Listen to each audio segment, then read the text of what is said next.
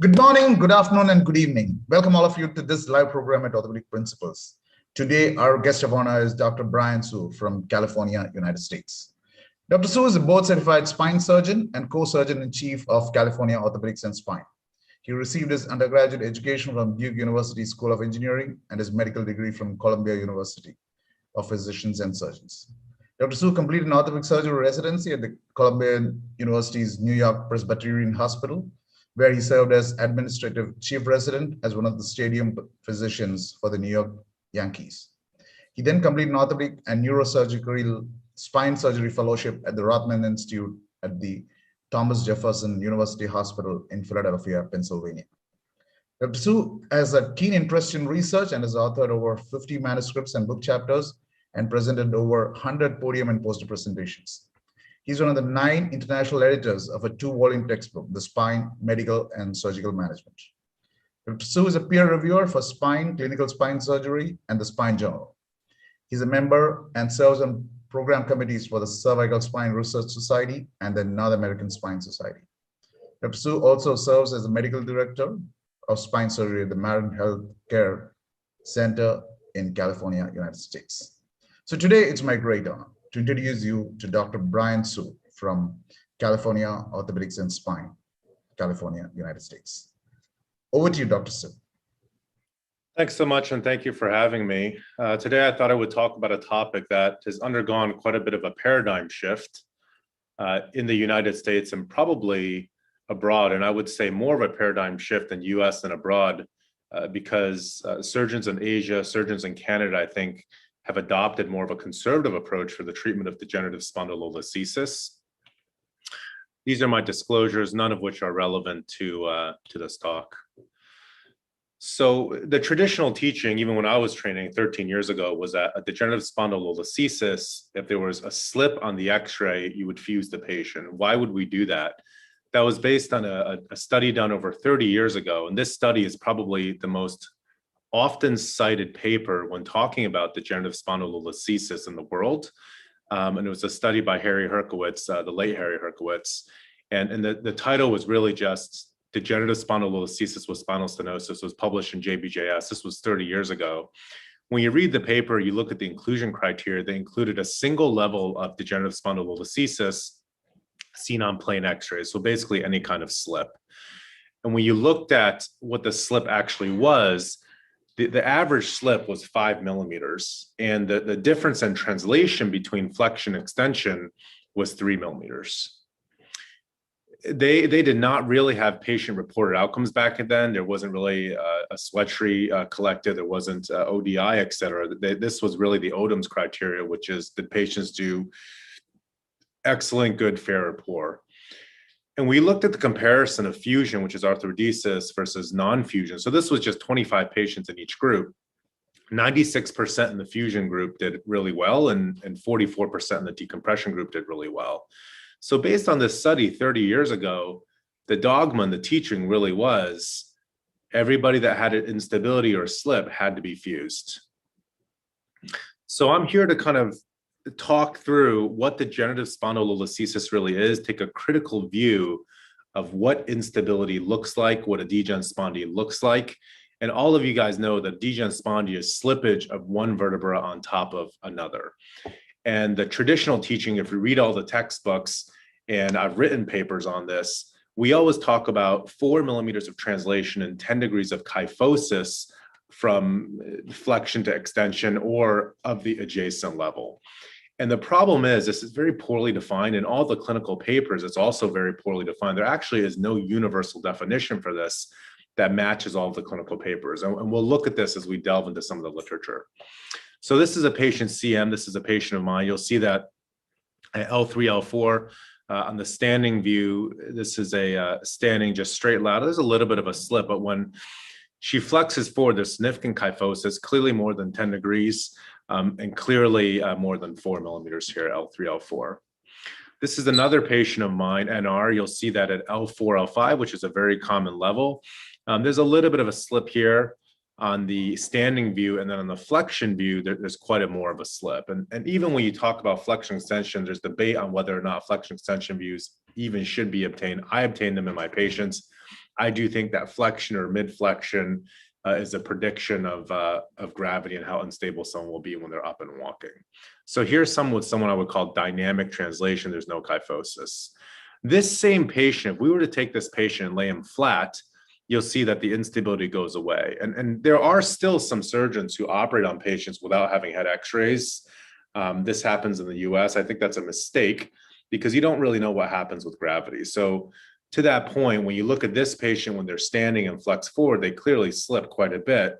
But on the MRI, they're not slipped. And on this MRI, a radiologist may call a slight spondylolisthesis, a grade 1 enterolithesis. But really, this patient has a 10 millimeter slip. You're just not appreciating it because this is a supine MRI, just like supine CTs take away gravity. Well, you'll notice here on the cross section, other than the severe lateral recess stenosis, is that this patient has a very, very bulky facet joint, and there's a lot of facet fluid, and a lot of has been published about kind of facet fluid sign. But this facet fluid is obviously indicative of instability, indicative of the space that happens with flexion and extension. The other thing you'll notice on the sagittal view here is that this disc is actually quite tall, and it's a big, bulky disc. Here's another patient, and this patient at many places in the US at least would get a fusion. So L4, L5, very collapsed disc, but still slips on flexion. If you really measure this, it may measure 6 or 7 millimeters. And this last patient here is a patient that has a 9 millimeter slip at L4, L5. When they flex forward, it's still 9 millimeters. I call this fixed translation. And when you lay this patient down, this is the same patient. When you lay them down, they still have this kind of fixed translation. When you look at their disc, they have a big disc, but the facet joints here, you can see they look arthritic, but there's no fluid in the facet joints. It's not a very angry looking joint. So when we talk about fusion or not fusion for degenerative spondylolisthesis, it may be bucketed in all the textbooks as treatment of degen spondy, or in the papers as treatment of degen spondy, but I'm kind of here to profess to you that not all spondies are created equal. This patient with kyphosis, a tall disc and fluid-filled facets is clearly different than this patient who has kind of a fixed instability with not very fluid-filled facets, which is different than this patient who also has a fixed instability and not very fluid-filled facets. Here's just to point out that I think the lack of clarity in the literature on this. This is the largest paper published. This was the sports study, which all of you guys know. This is New England Journal of Medicine, surgical versus non-surgical treatment of degen spondy.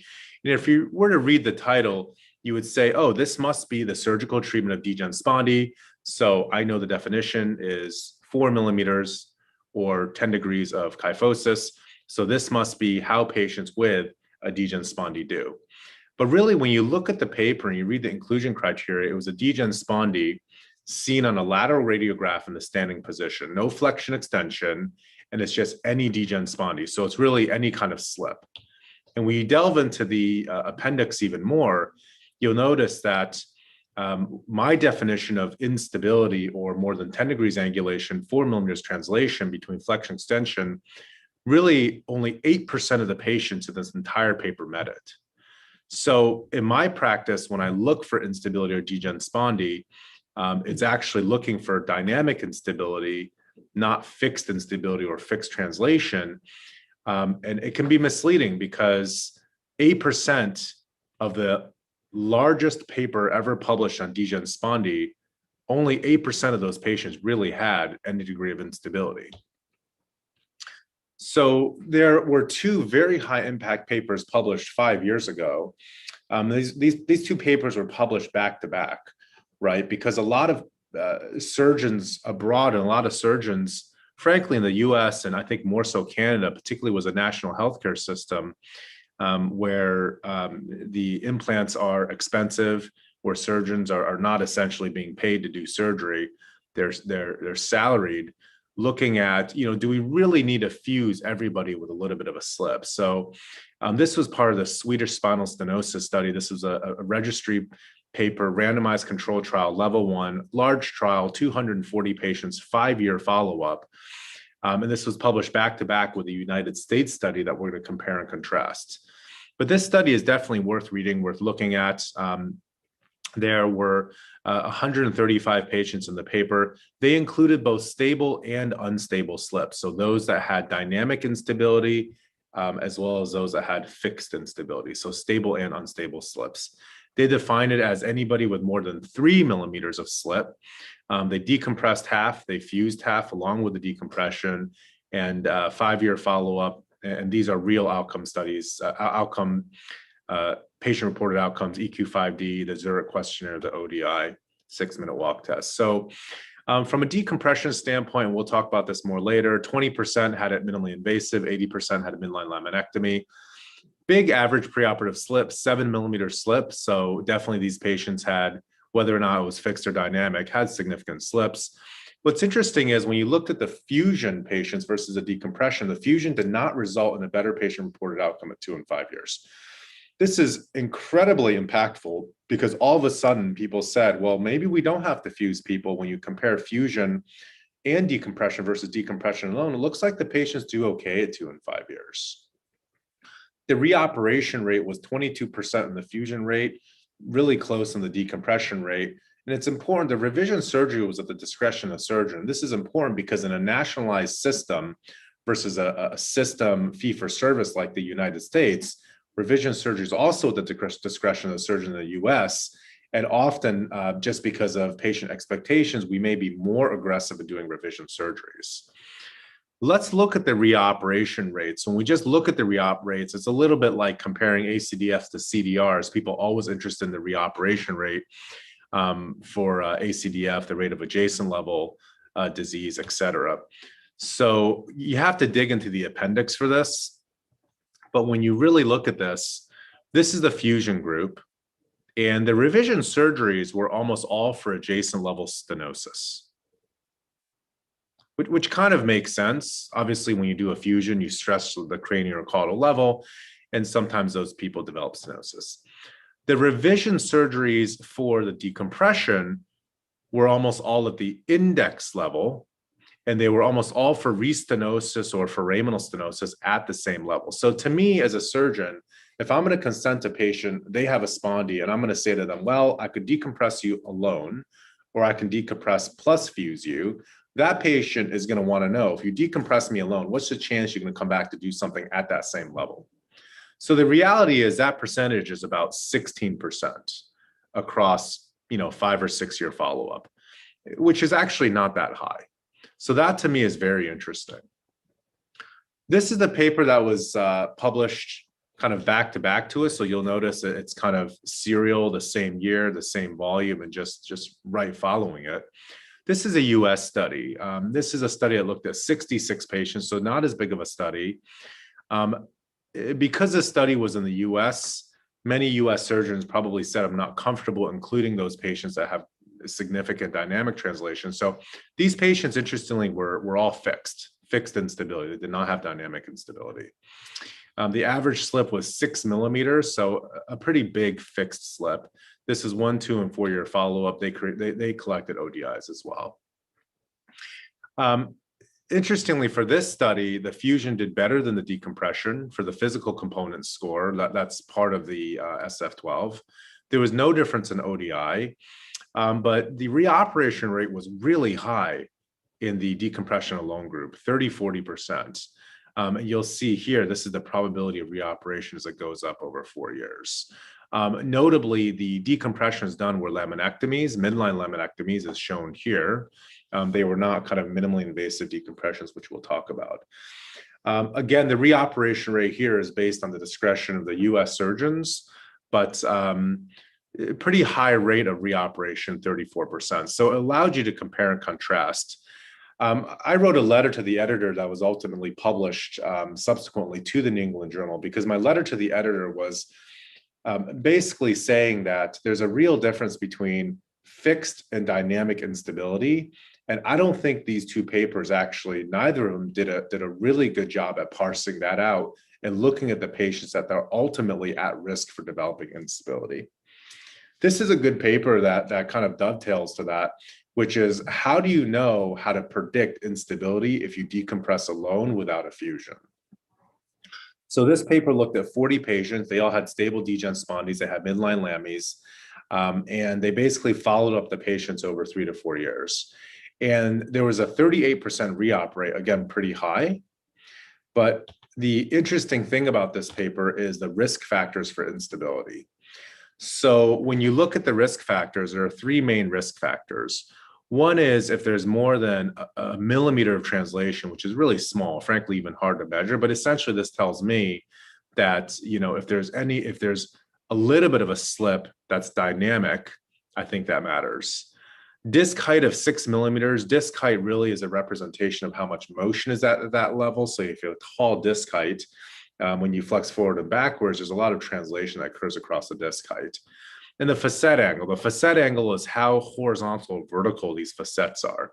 So when you have a higher facet angle, and that angle is more and more vertical with flexion extension, there's more propensity for motion. When that facet angle is more horizontal and it's a little bit shallower, there's less propensity for motion.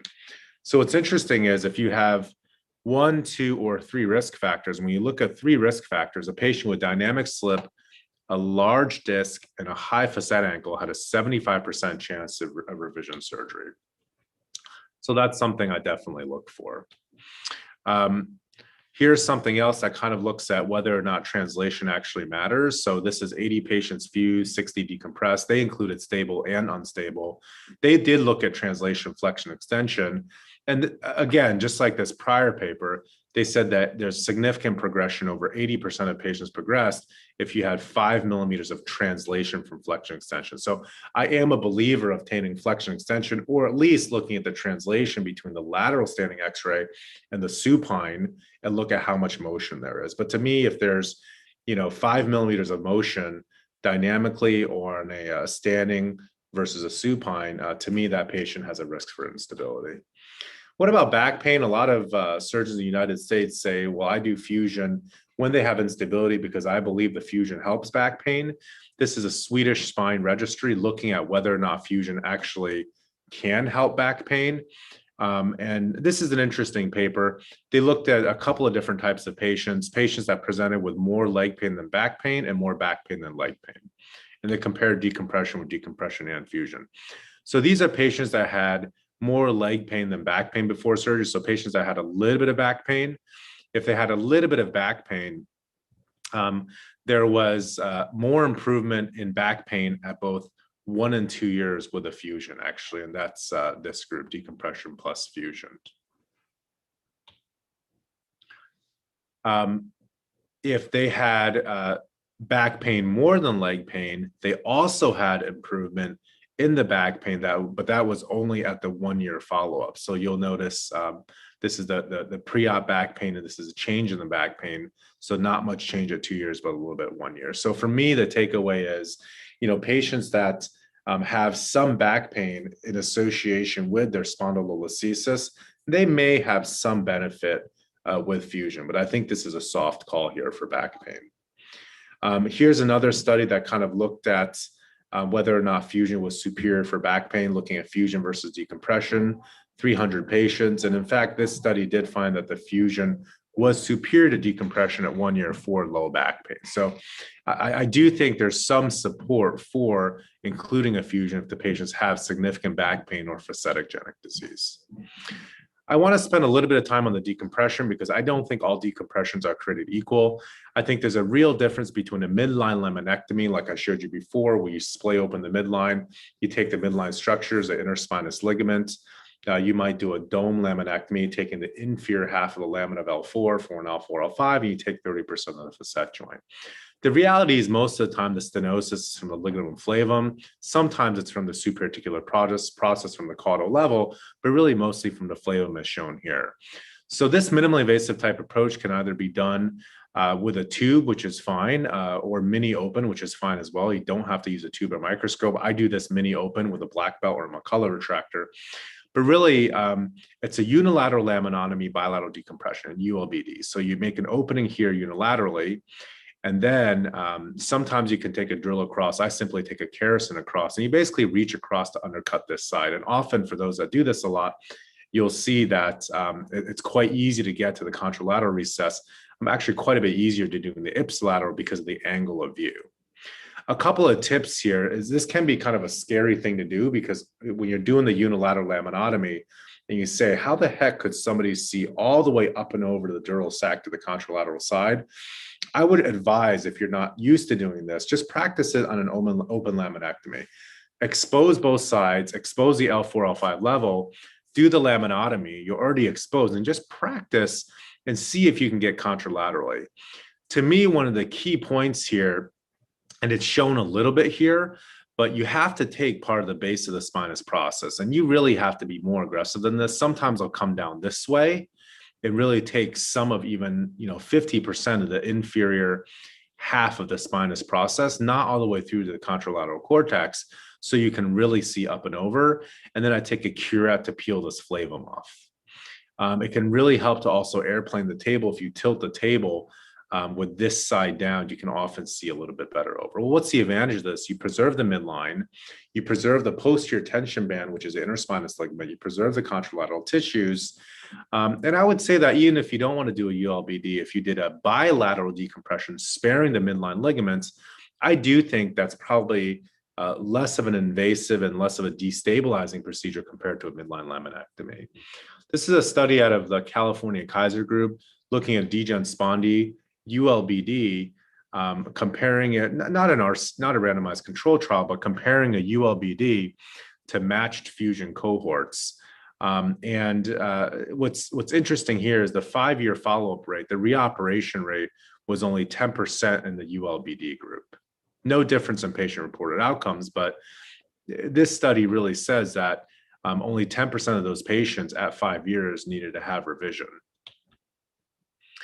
And this is a meta-analysis, so big meta-analysis out of the Neurosurgery Journal, looking at open laminectomy versus ULBD. They looked at 37 patients, almost 37 studies, almost 1,200 patients, open lami versus ULBD.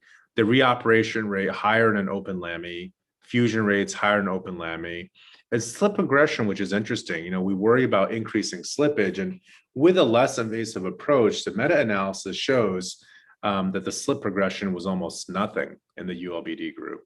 Interestingly, both groups only had satisfactory outcomes in the meta-analysis. So I think in summary, I hope you gather from this study that when you look at a paper and the title says treatment of degenerative spondylolisthesis, not all spondies are same, you really have to take a critical look at the spondy. Some of these factors, I think high facet angle, big disc heights, dynamic translation between flexion and extension, fluid-filled facets, and whether, even if you don't get flexion extension x-rays, look at the supine CT and MRI versus a standing lateral. I think a ULBD may be okay for a stable spondy. I tell patients there's up to a 12 to 30% revision rate at the index level if I decompress them alone. But there's no question that, when I was training and across the US, 15, 20, 30 years ago, if you had any sort of slip, you got a fusion, as you saw based on that sports study. But as we've kind of advanced and these RCTs, these randomized control trials have come out, looking at outcomes of decompression alone and these less invasive decompressions, there really is a movement, particularly in the West Coast, I think more so than the East Coast in the United States, that if somebody has a degen spondy, some of these patients are getting decompressions. And these days, my patients, if they don't have a dynamic slip, they have a pretty flat facet angle, not a lot of fluid. I tell patients, I think you might be okay with just the decompression. I've been very happy with the results of either a ULBD or a bilateral laminotomy. And I don't think we need to fuse everyone with a degenerative spondylolisthesis. And if I'd said that, 15 years ago, that would have been heresy. But now I think people are coming around to it. I think patients that have significant back pain, patients that have large slips, kyphosis, big bulky facets, I'm definitely more aggressive in fusing those people, whether or not be with a front back fusion, a T-lift, a posterior lateral, an O-lift, that's kind of dealer's choice. But I hope I've given you some kind of understanding and allowed you to take a critical look at patients that have a degen spondy, and maybe there's a different way of doing it than fusing anybody that has any sort of a slip on a standing lateral X-ray.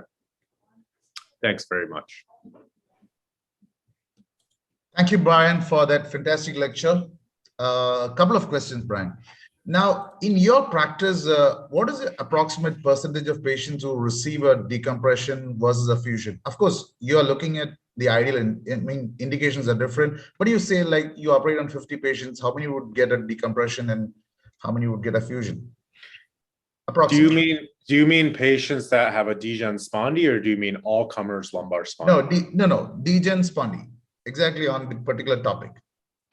If I see somebody with degen spondy, and that's just defined as any slip you see, I think that in my practice, probably I would say 30% are those that are really dynamic slips, fluid-filled facets, clear kyphosis, where I look at it and you automatically, that trigger is that patient's unstable, they're going to get a fusion. I think that's 30%. I think 70% of my patients are really just getting decompressions now.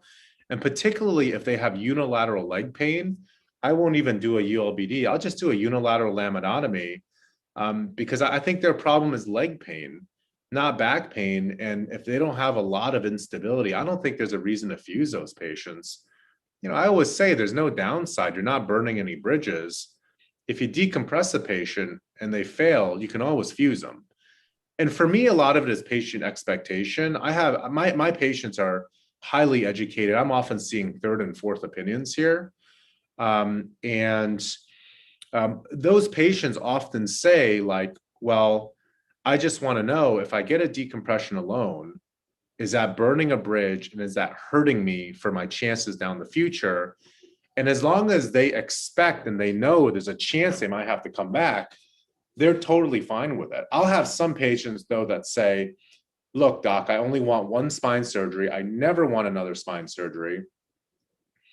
I don't, if there's any chance of needing more surgery at that level, I want you to fuse it. I say, that's fine. I'll do the fusion. But you see in the studies, there's also, when you fuse somebody, there's a rate of adjacent level stenosis. Now, I don't think my revision rate with fusion is not 3 years at the adjacent level, like the Foresight study, but I would say it's at least 5%. So there is a consequence of doing a fusion as well.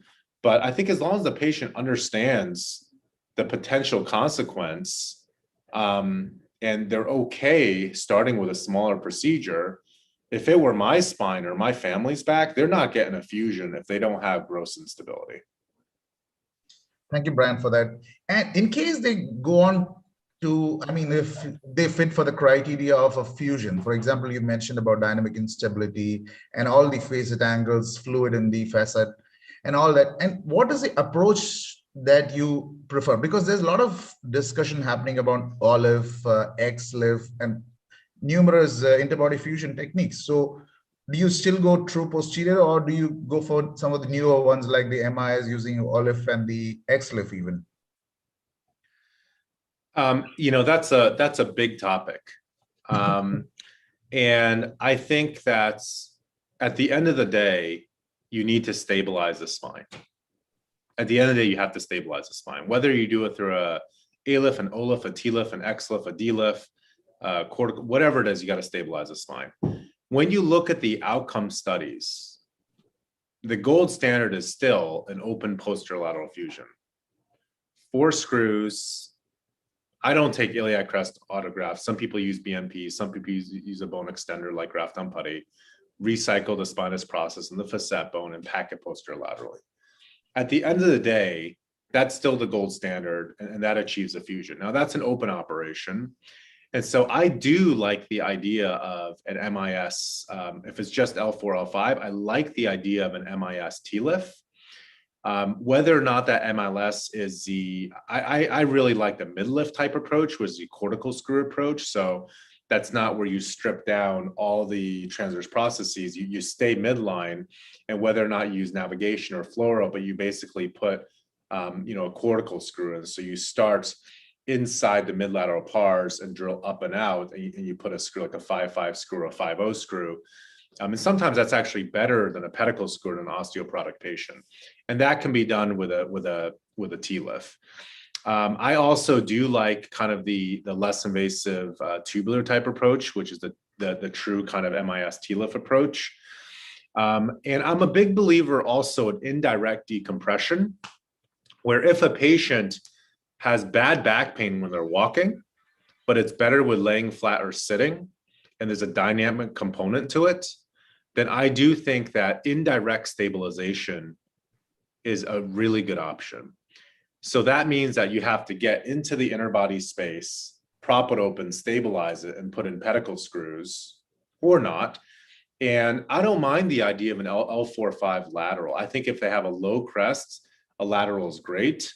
I love the lateral L2, 3, and 3, 4. You just have to be prepared, obviously, for the dysesthesias in the thigh associated with the lateral. I think putting a little bit of steroid actually over, after you pull the tube out helps. But I have seen a fair amount of dysesthesias from the surrounding area where a lot of surgeons here do X-lifts on everything. Every 4-5 gets an S-lift. For me, I like it better at 2, 3, and 3, 4. I just did a 4-5 with a low crest, so I think that's fine. But my workhorse is an MIS TLIF. And if there's a dynamic nature to it and I don't have to really do a decompression, I will do a lateral or I'll do an A-lift. I haven't really bought into the O-lift. I like the A-lift because you can get good lordosis. You can really, I love anterior lumbar surgeries just because I think it's very elegant. And so I haven't really gotten the O-lift, but I love the A-lift for indirect decompression where I can percutaneously fuse the back with screws. If it's indirect. Often it also depends if I'm doing 5-1. If I have to do L5S1, like there's foraminal stenosis at 5-1 and the degen spondy at 4-5, that to me is a front back A-lift at 5-1 and 4-5. If I only have to do 4-5, sometimes I shy away from the A-lift because I don't want scar tissue if I have to go back for 5-1 later on. Because if I have to go for 5-1 later on, I'm going to be running into trouble with scar if I've done 4-5. But I would say for me, it's a TLIF, whether it be MIS or cortical screws, or sometimes open, depending on the occasion, how much stenosis there is. Thank you, Brian, for that. And if you look at all these studies, say the sports study and all the NEJM trials, there's a lot of emphasis on back pain versus leg pain, which is predominant. And most of our patients do present with back pain, right? For example, suppose if someone has a lot of back pain and she has a stable spine. For example, there's no dynamic instability. So we have a tendency, okay, fusion might be better, but still there's a stable spine. And suppose you have a mix of those. For example, the facet angle is not very less, and you still have more of back pain. So you have a mixed problem. So how do you decide on whether you're going to do a fusion or a decompression? I think that's a terrific question. And I think that's true with just back pain treatment in general, right? So we see a lot of patients with back pain, and sometimes for me, my algorithm is if they only have back pain and they have no leg pain whatsoever, meaning they have a degen spondy, stable or unstable, I don't care. They have a degen spondy, but they have no leg pain. They come in with axial back pain. So the first thing to me is rule out all the other things that the back pain could be coming from. SI joints, degenerative disc disease, et cetera. Whether or not you want to use discograms, anesthetic or provocative, whether or not you want to do SI joint injections, all that. Once you start saying, well, it could be that 4 or 5 level, it could be either the pinching of the nerve causing back pain, it could be the facets, my immediate go-to is either median branch blocks or facet injections. So I'll have my pain guy, Dr. Naidu, which I think you had on your program, I'll have him inject the L4-5 facet joint or do the median branch block. If it helps their back pain, I say, okay, there's some component of the facet to the back pain, meaning the back pain's got to be coming from the facet if the median branch block or the facet injection helps. My hope is that the radiofrequency ablation, they can go in, they can ablate, they burn the nerve to the facet. My hope is that solves the problem. I don't have to do surgery. The headache that you have is that patient that had the facet injection that helped, and then the RFA kind of helped, it didn't really. The patient has 10 out of 10 back pain, stable or unstable spondy, but no leg pain. To me, if they have leg pain, it's easy. If they have leg pain, if they have a lot of back pain and they have leg pain and a slip, I'm probably going to fuse them. Maybe with an unstable slip, I'm probably going to fuse them. But the question really to me is back pain alone. 10 out of 10 back pain, what do you do? I've made that mistake before of fusing a couple of people. And I said, look, I think there's a 50-50 chance you get better. I'll go in, I'll fuse your spine. If it's from the facet or it's from the motion, you're going to get better. Half of the patients have gotten better, half have not. I'm not impressed by it. So I give those patients that out. And if they force my hand, I'll do it. But there's never been a study to show that fusion for facet arthropathy or facet-related back pain helps. There's also never been a study to show that fusion for cervical facet arthropathy helps. I do a lot of cervical spine surgery. I'm very interested in cervical facet arthropathy, cervical stenosis, stuff like that. I like to think critically about it. But, is somebody that comes in with a horrible lit facet joint with edema on the STIR image of C3-4, they have neck pain here, they have some pain here, they don't have 3-4 foramen stenosis, just neck pain. Those patients do well with injections, but if you fuse those patients, for some reason, I don't think they get better. I think if there's a foraminal stenosis component to it, they get better with upper cervical nerve. Like I'll fuse patients with C3-4 foraminal stenosis, they have neck pain. And I do think it helps them, but if it's facet arthropathy only with neck pain, I don't think it helps.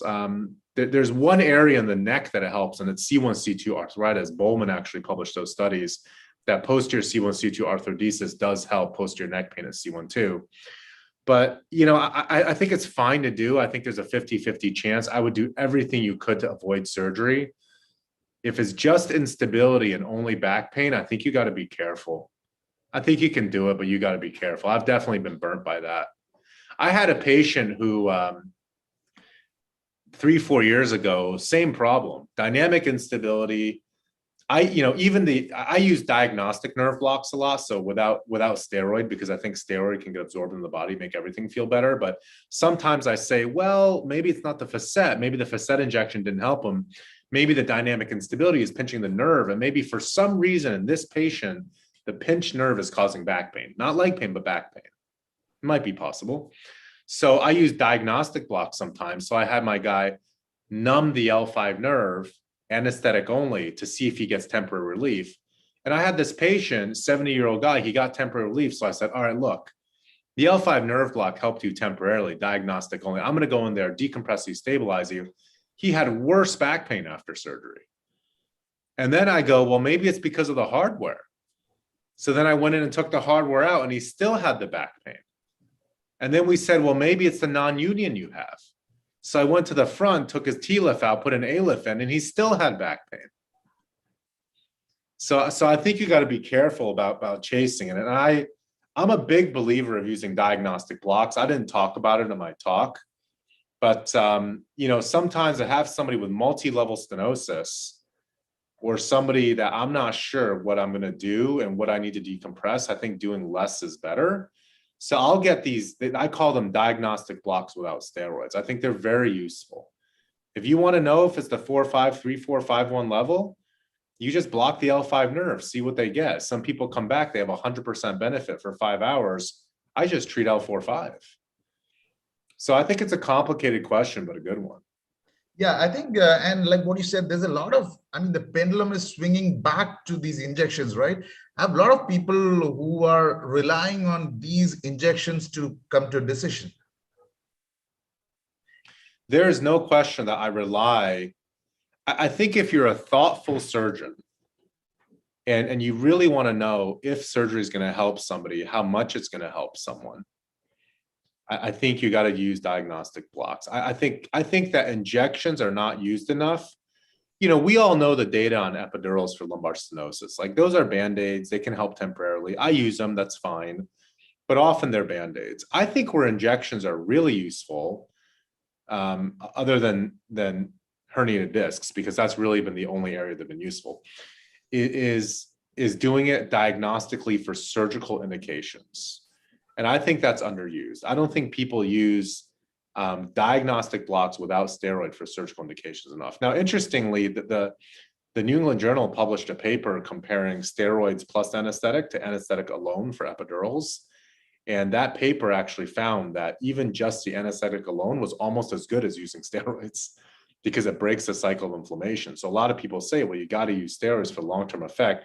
That's not what the papers show. The papers show that an anesthetic alone can break the brain's cycle of pain and your perception of pain, and can be very useful. So yeah, not a lot of people use diagnostic blocks. I'm a huge fan of that, even in the nerve roots, not just for like the median branch and facet pain.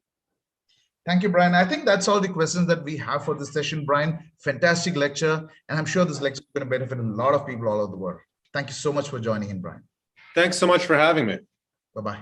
All right, be safe.